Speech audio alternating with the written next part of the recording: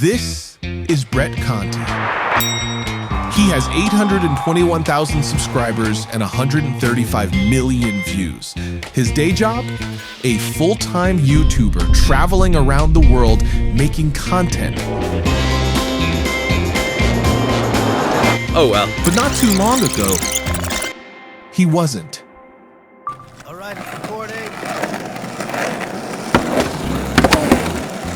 Cut. Delivering burgers for a living, Brett never gave up, and through sheer hard work and a lot of trial and error, Do not give up. developed some of the most interesting content strategies we've ever seen. Today, we sit down with him to dissect those strategies piece by piece and deliver them to you to blow up your channel.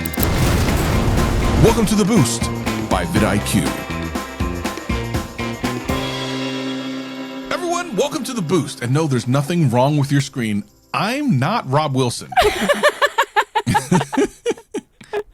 No, obviously not Rob Wilson. I'm Travis, and I have been here since 2019 helping creators just like you. And But I actually am Dan Carson. no, stop it. You're way cooler than Dan Carson. Oh, I Can't thought you be. were Who going are to say you? prettier. If I say that, I might get canceled. So I'm definitely not saying that. Well, who are you? I'm Jen, and I'm a coach here at vidIQ, and I have been around since the launch of our one-on-one coaching. Which is literally why we're here. I think Jen and I have been talking for quite a bit about helping creators get to that next level. And there's tons of different podcasts out there that do a really great job, but then there's some of them out there that are just very vague in like what you're supposed to do. Sure, you got an interview with a creator and you got to hear their story, but how does that apply to you? And we were talking and we were thinking, what if we just did it in a way where we not only talk to creators that have done it and done everything that you've ever wanted to do, grow your channel, but ask them how? How? Jen, this is what we're doing. This is The Boost. But it's really crazy, though, because I don't know what goes into other creators, like actually making their content, but we're about to find out. And I think we need to be very specific in exactly what you can do to have the same success as these creators. How are they going to get that viral moment that we all want? I stole your line. You stole it. How dare you? I was going to say I know where you live, but you keep moving, so I have no idea where you live. First one up is Brett Conti. He's done some really incredible content, but he started a lot like many of you, uploading videos when he was in high school just for fun. And now it's a business. Let's get into that. Welcome, Brett. How you doing? I'm doing great. Thank you guys so much for having me, and I'm so excited to talk with you guys. I've been a fan of everything that you guys have been doing individually and as a company, so I'm stoked to get into some details about YouTube. Can't wait. Well, we are equally excited. Let's do this. Brett, let's get into this first video. This is the I Switched Lives with a Billionaire for 24 Hours. Talk to us a little bit about how this video came to be. We're going to real quick look at the thumbnail. How did you come up with this particular thumbnail? I mean, pretty obvious. And how did the concept of this video even come up? I have a bucket list of video ideas that I just really want to do. Not even for views, where I'm just like, I want to do this. I would want to see this on YouTube. Like, what would I like be so stoked on if I saw like maybe one of my favorite creators post it? And this video is at the top of that list, which was I Switched Lives with a Billionaire. Even saying it out loud, I'm like, that sounds so cool. Like, what would that be like? So I just knew that it would work. But I must say, that thumbnail, top 3 most stressful things to make. Like, I wish I could show you guys the other iterations because they looked so different than this. This is literally what I was going to ask. I see a thumbnail like this and I'm like, okay, this is a lot of work went into this thumbnail. A lot of planning went into this thumbnail. How many editions of this thumbnail do you think was made? It took 3 days for the thumbnail. Ooh. And I had multiple people working on it. The mysterious curiosity of the silhouetted person. Like, who is this billionaire? Maybe I know him. What does this guy do? The net worth of $4 billion. So I feel like there was a lot of different little key things in this one image that got people to click. When we make a thumbnail, we want to see how many questions you instantly ask yourself when you see it. And the fact that you just listed off like 4 different questions right away looking at this is, you know, exactly what you try to go for. Let's get into the video. I'm curious, like, what the heck this video is about. So let's watch the first 20 or 30 seconds and let's see what type of things we walk away with. Are you really in exchange for Mark's job? I'm confused. I am. Have you ever wondered what the life of a billionaire is like? Yes, billionaire with a B. Well, in today's video, I'm not only going to show you what life is like for them, but I'm going to live it for myself. Today, I'm switching lives with a billionaire. They're only around 2,000. I mean, I love it. I'm all about that life. By the way, I love it. I have an RC car like this. This is closed off. I'm never going to get to this car. So you open up with like, have you ever? I love when you talk to the viewer, because there's a couple of creators I deal with that speak directly to the viewer in their video, which I think is so important. Sometimes we're just talking, but you are specifically asking the viewer a question. Have you ever thought what it would be like to be a billionaire? Like that then engages the person who's watching, because they're already kind of thinking, okay, you switch lives a bit. What is? Have you ever thought about it? Of course I have. Now you're showing them a bunch of visuals of what that might look like. And then a mysterious person, like, who's this guy? And like, what is he talking about? Who's this Mark guy? Right? Like all these things. And now you're showing this incredible lifestyle that we've all wanted to live at one point or another. And then you're saying, I'm going to get to do it. So again, you're like reestablishing everything about this video. So how long did it take you to edit this first intro part? And what kind of thought process went into this whole intro? So much. This one was also, the thumbnail, the editing on this video. So right there, that's not just mysterious guy. That's Alex Rodriguez, one of the greatest Yankee players of all time, who is a pretty recognizable face. He used to be married to J-Lo. So I feel like having him in that intro is also like, wait, why is A-Rod in this video? And it's because the billionaire owned an NBA team with A-Rod. So I feel like the intro, I had also a lot of different iterations, and this one captivated me the most personally, and I guess it captivated a lot of other people as well. So let's talk about that real quick. I know that not every creator who's watching this is going to be able to do this, but this is such a fascinating thing. How do you get a hold of someone that's so rich and powerful to do a YouTube video with you? It has a lot to do with timing, where it just so happened that Mark Lore, he sold his company to Walmart for $4 billion, and then he became the CEO of Walmart e-commerce and just stepped down to do his own thing. And I saw that he just started his social media. He has a PR team now. He's trying to grow an online presence as being this badass billionaire. So me, with a decent following at the time, was able to pitch them being like, I want to highlight Mark's brand. He's so fitting for this. He's a fun guy. This is exactly the type of video he'd want to be known for. And I do think we did this. The ROI for him, obviously I couldn't pay him any amount of money to get him to do this, but this got like 30 million short forms across like YouTube, TikTok, Instagram, and stuff like that. This got over 1 million on long form. So I feel like it helped him out a decent amount, That's a huge thing. A lot of times you get questions about, how do you collab with someone? What does that look like? And what I'm hearing you say is that, you pitch something for him as well. It's not just about just your channel, come on my YouTube channel. You're thinking about him and you're like, how can we both benefit each other? What is this give and take here?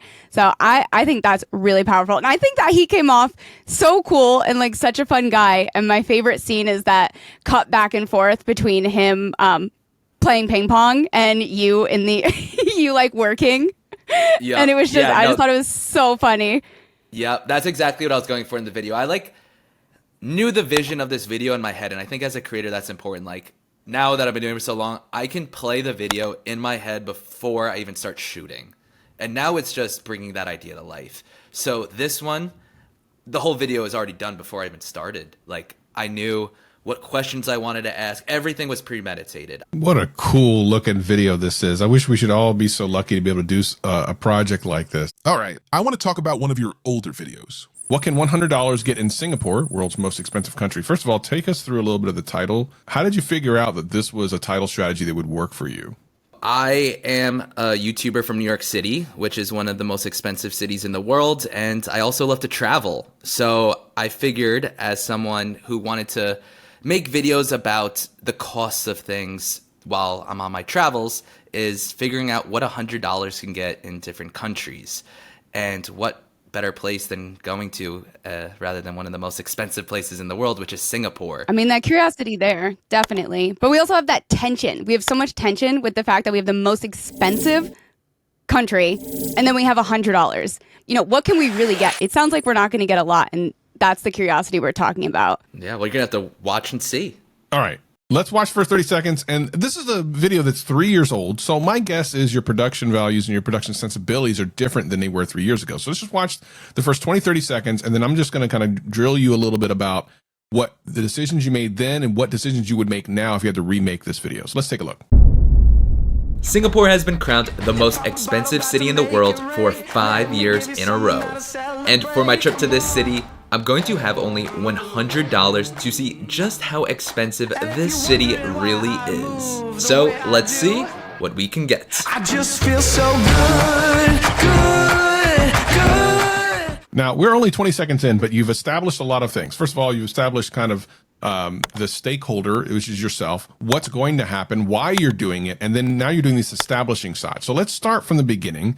What were some of the reasons that you chose the establishing shot right up front and then kind of zoomed into you a little bit to talk a little bit about what was going on and then back out to another establishing shot? What was the thought process behind this? So even to clarify, this video is 4 years old. I remember editing this during COVID.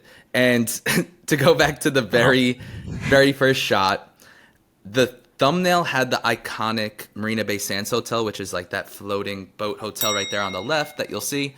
And I wanted that to be in the first shot because I think it's just, you know, so unique and grabs people attention. This is a great landscape shot. Time lapse also creates this sense of urgency. So I feel like starting with the shot for the first couple seconds, like that really captivates and intrigues and pulls the audience in.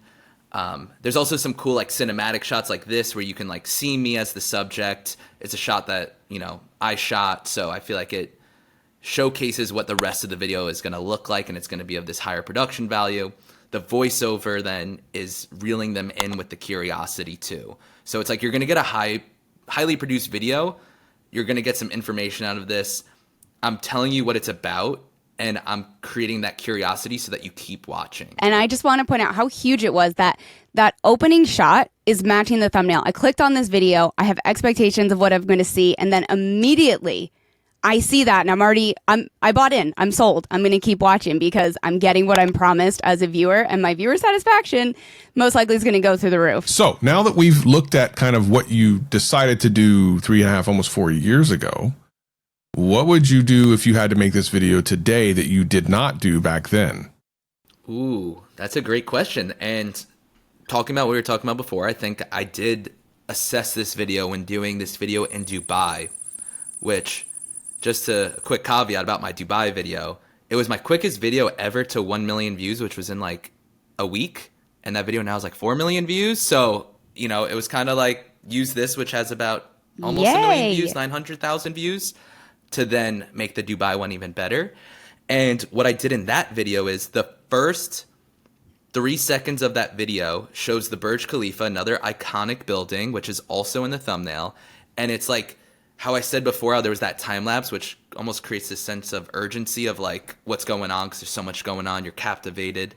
And the first 2 seconds of the shot is a fast forward push in to my face with the Burj Khalifa and holding $100 cash in the camera. So taking the time, like when filming that video, to be like, we need to find the best composition for that first 2 second shot. So it did pay off in the end, but it was kind of difficult to find. So it kind of just is a reminder to creators that like, even if you're stressing over something, if it's for the first intro of the shot, it is so critical to make sure it's perfect. That's what we want to hear. That's exactly what we want to hear. That's your chance. People click on that video. You want them in with the title and thumbnail. You have such a small amount of time to keep them watching. So prioritizing that as a creator is, 100% where you have to put that extra effort in. And look at you. You made another video. You assessed this. Well, you've made tons, but you made that second video super intentional, looking at this one, and it performed, how much better? Faster, too? Yeah, at least 4 times better. And it's only been up for like 1.5 years. So who knows how many views that can get to in this amount of time. I do have a question about the outro here. And I will talk a little bit about these other videos, maybe go into more detail in the middle. But whenever I'm watching a YouTube video, I love this little pull-up thing. And you'll see down here at the bottom, there was a big peak here. And as someone who's coached a ton of creators, This makes me super happy because I love to get retention high right before you can put up end screens. So let's see what happened here. They got so many people watching, and let's talk a little bit about what you did here. So let's go meet Khalid and go to Marquee. See how Singapore nightlife is and how expensive it is.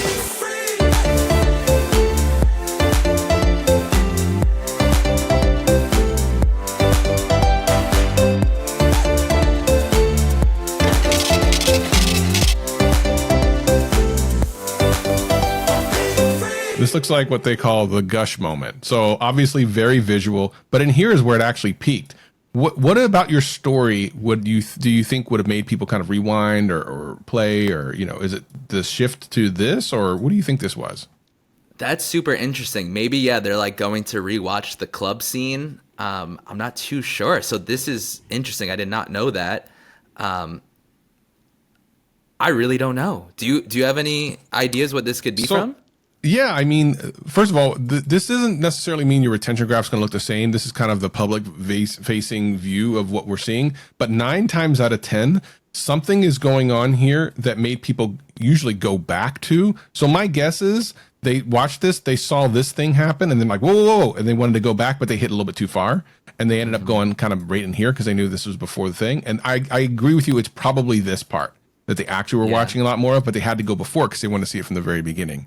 That's likely what happened. So you had this GUSH moment, which is a thing that as content creators, we try to get, as coaches, we try to get content creators to put this moment at the very end of the video that like pays off everything. You see Ryan Trahan do this all the time at the very end where he, you know, gets people, like if he has to do the major reset, it's within the last couple of seconds of his videos. It does it all the time. This is how you get people to get to the end of your video and then want more content from you. So whenever you see this, it's a very good sign that you did something right towards the end. The next best thing to do after something like that, especially if you've planned it ahead, is to get them to watch another video. And in your particular case, you have an entire series that makes sense for this type of viewer. Yeah, it's got to be similar. That's a huge takeaway here is when people watch a video, chances are they're going to want to watch something similar after the fact. And if we can get them to click that second video without them even thinking about it, that's how we start ending up on our homepage. That's how we get that browse traffic. And that's how YouTube is like, hey, let's show this to similar people. We understand who their audience is and who likes it. Let's start showing it a little bit more and see what happens. So that's huge. That's, I would say, another takeaway there is that we didn't hear any type of ending language. We didn't hear you, talking to the camera. All right, well, so thanks for, there was nothing there that was like the video is about to end. I'm going to click off. I'm done. So that's huge. That's really amazing to see that at the end of a video. Okay, we're going to get into your most popular video, the one about Switzerland. Now, first of all, before we get into the video, you called it the most perfect country on the planet. Why did you pick that title and why this particular thumbnail? So this video definitely had a little bit of luck to it, or at least I felt that way, because I wasn't even going to make this at first. I was going to Switzerland with my girlfriend at the time, and Switzerland is actually so dang expensive. So I was like, you know what? I need to make a video. If we're traveling here for 2 weeks, I need to work. I need to bring in, at least, hopefully this video gets 100,000 views and can help pay for this trip. Little did I know it would become my most popular video ever that I get stopped on the street about all the time from that one video. And I think it makes sense now looking at it why it did so well. And I think a lot of it has to do the thumbnail. The thumbnail actually was really easy to make as a creator. Sometimes like a thumbnail you can stress over for days, which happens to me all the time. Where this one just like came to me so easily. I was like, oh, this place looks like a fairy tale. I took a photo of just that backdrop and then photoshopped myself and my girlfriend at the time in it, which she was wearing like this cute little white dress and looked like a little princess, which goes along with the whole fairy tale thing. There's like a little church that looks like a fairy tale church. The font choice. Yeah, the font choice was crucial. Just using like thefont.com and typed in fairy tale or like cartoon or something like that. That was kind of the thought process going into this. Like, how can I make this feel like Shrek is going to be in this video? I just love this. There is so much depth to this one photo that your eye can't look anywhere else. This is the clickability we're talking about. We have such a defined foreground, middle ground, background, and the text is enhancing this. It's not dominating it. It's not taking like priority. We are visually setting expectations, and that text is just enhancing it even more. This is such a good thumbnail. Yeah, absolutely. It definitely gives you the kind of fairy tale vibe you're looking for. But let's watch the first 30 seconds of this thing, first 20, 30 seconds, and see if you accomplished your goal very early on. Let's take a look. Switzerland is perfect. From having the cleanest water to the most unbelievable landscapes. Switzerland is a real-life fairy tale. It's constantly at the top of the list for having the country with the highest quality of life, but also the top of the list for the most expensive. On top of all this, Switzerland is a neutral country. They don't pick sides in wars, and they remain peaceful by any means necessary, even if that means they have to blow up a bridge. After traveling this magical country for the past week, I wanted to share with you all what traveling the most perfect country on the planet is like.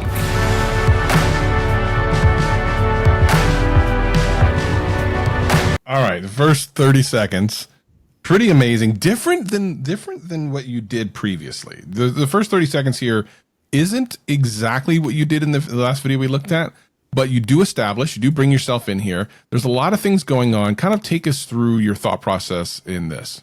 Yeah, so with those $100 videos, I do try and make it feel like you're getting punched in the face. I'm trying to grab your attention. With some of my more cinematic videos and travel videos like this, I wanted to captivate you in a different way. I want you to feel like you're learning something about the country. Like in this, you just learned how they don't pick sides in wars, how they will even blow up a bridge if they have to. You're learning about the quality of life, and it's just beautiful cinematography. So I think that with the music really lures the viewer in to want to see more. And I think it's just so visually appealing, which also makes you want to watch more as well. Oh, it's beautiful, all right. But what stood out to me, like huge, is everything you're saying is represented visually by those clips. You mention water, we see water. You mention happiness, we see people laughing, flying through the sky. You say fairy tale, we see this castle again, and we're tied right back to that thumbnail. So it would be a lot different if you were like, oh, everyone's so happy, and then you're showing me, a drone shot. It doesn't add up as well, and there was so much intention with matching those that it's so good to watch. Mm-hmm. Thank you. Now, I want to look at these bumps. We talked about this earlier. You can see these visual bumps. And again, you have another one, big one towards the end, and even a nice one over here. So let's real quick take a look at these bumps and see what is going on. Good morning, guys, from the beautiful Interlaken, Switzerland. After our super long travel day yesterday, we made it here at around 10 p.m. and just passed out like a ton of bricks. But there's nothing like waking up in a new place and just being amazed by all of the incredible sights, especially from your hotel window. And before we do get on with our action-packed day, I did want to show you guys what $300 a night gets you here in Interlaken, Switzerland. Check this out. Yep, that's it. What a cool little moment. And people loved it. Look at this. People loved it. I love the letdown. I feel like I'm about to see something so awesome. You're like, nope, that's it. Moving on. I'm just like. But with these moments, look at these moments connect with your audience. What about that made you go, I need to just do this little funny thing? That one was critical. I just know from doing videos similar to this, I called it luck, but obviously I've been making videos for so long. So I just subconsciously know what the viewers like, I guess, at this point. And I always know to showcase how much a hotel is in my videos, because people are usually going back to that and kind of assessing for themselves, like, wait, what? That was $300 or that was $40? I would never. Yeah. So especially when you have something that's so expensive and you get something so small, or vice versa, where you get something that was so cheap and it was so luxurious, that's when I feel like the audience gets so interested. Good tension between those two. It's so funny. Let's real quick bump into this one and then one more, and then we'll move to your last video. Take a look.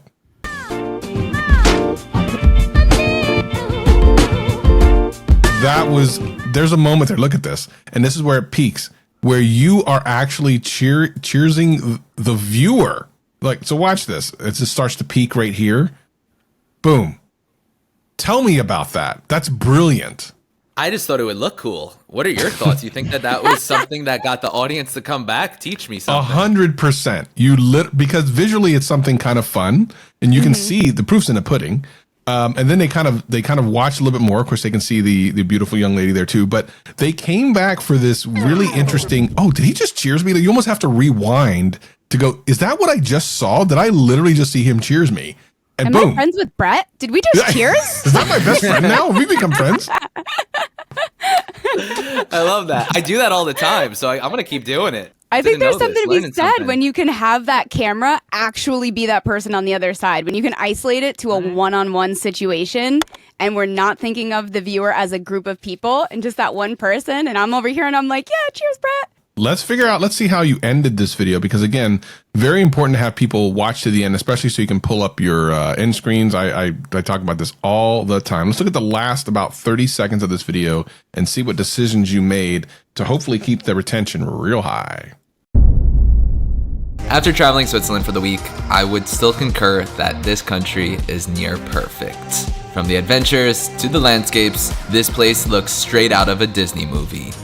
If you guys did enjoy watching this, then make sure to hit that subscribe button, and we will see you next week. And there's that thing again. Look, you knew it was something cool. You knew. Please stop You right did it now. again. Come on now. You It's knew. just, it's there. As a creator, it's just there.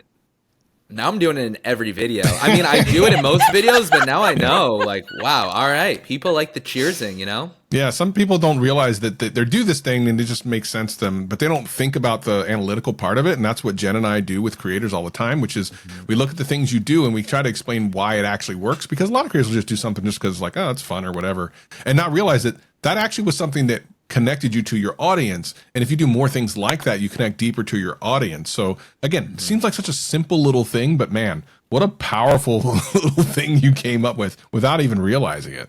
Amazing stuff. Besides YouTube videos and stuff, what type of projects are you working on that we might be interested in now that we know that like you have some of the dopest videos on YouTube?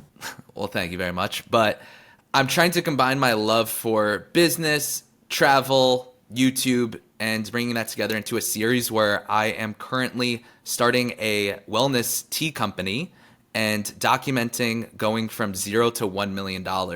So I just spent the past month in India and Sri Lanka meeting with the suppliers, and going to be on a weekly basis showcasing what's working for me, what's not working, and the sales, with the goal to hopefully go to 1 million in 1 year. So it's been really cool to use my storytelling capabilities and turn this concept into reality and bring my audience along with me and learn about business through YouTube.